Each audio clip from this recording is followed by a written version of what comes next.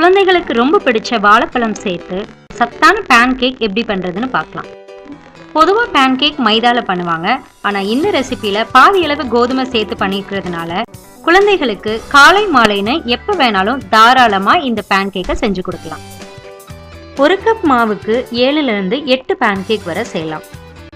மொத்தமா 20 நிமிஷத்துல பேன்கேக் மாவையும் தயார் பண்ணிடலாம். தோசை மாதிரி எல்லா பேன்கேக்கையும் சுட்டும் எடுத்துடலாம். முதல்ல 1 கப் காய்ச்சி ஆறின பால்ல 2 டேபிள் ஸ்பூன் சர்க்கரை சேர்த்து கலந்து வச்சிடலாம். 2 பழுத்த வாழைப்பழம் எடுத்துக்கோங்க. ரொம்ப நீளமானதா இருந்தா ஒன்னே போதும்.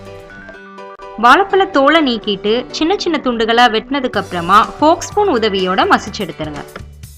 1 கப் பால்ல இருந்து 1/2 கப் பாலை மட்டும் எடுத்து பழத்தோட சேர்த்துட்டு கோதுமை மாவு 1/2 கப், மைதா 1/2 கப், பேக்கிங் பவுடர் 1 டீஸ்பூன், உப்பு 1/4 டீஸ்பூன், வாசனைக்காக வெனிலா எசன்ஸ் 1 டீஸ்பூன், இதோட உருக்கின வெண்ணெய் 1 டேபிள் ஸ்பூன் சேர்த்துக்கோங்க.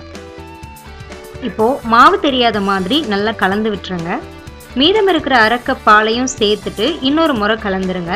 மசிச்ச வாழைப்பழத்தை சேர்த்ததுனால உங்களோட மாவு கலவை கட்டி கட்டியா இருக்கிற மாதிரி தான் தெரியும். பேன்கேக் பேட்டரோட பதம் ரொம்ப கட்டியாவும் இருக்கக்கூடாது, நீர்த்தும் இருக்கக்கூடாது. இதோட நீங்க 2 டேபிள் ஸ்பூன் அளவு chocochipsையும் சேர்த்துக்கலாம். மிதமான சூட்ல டவாவை சூடேத்தினதுக்கு அப்புறமா வெண்ணெயை சேர்த்து லைட்டா தேய்ச்சி விட்டுருங்க. 1 குழிக்கரண்டி மாவு சேர்த்ததுக்கு அப்புறமா கரண்டியால அதை பரப்பாம அப்படியே விட்டுருங்க. பேன்கேக் மாவு ஊத்துனதுக்கு அப்புறமா அப்படியே வேக விடலாம், இல்ல மூடி போட்டு கூட வேக வைக்கலாம்.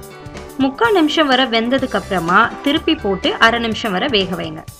சுவையான சத்தான பேன்கேக் தயாராயிடுச்சு.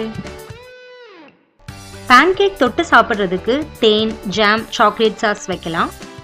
கூடவே 1 கப் பால் அல்லது ஜூஸ் கொடுத்தீங்கன்னா குழந்தைங்களுக்கு ரொம்பவே பிடிக்கும். ரசிச்சு சமைங்க, ருசிச்சு சாப்பிடுங்க.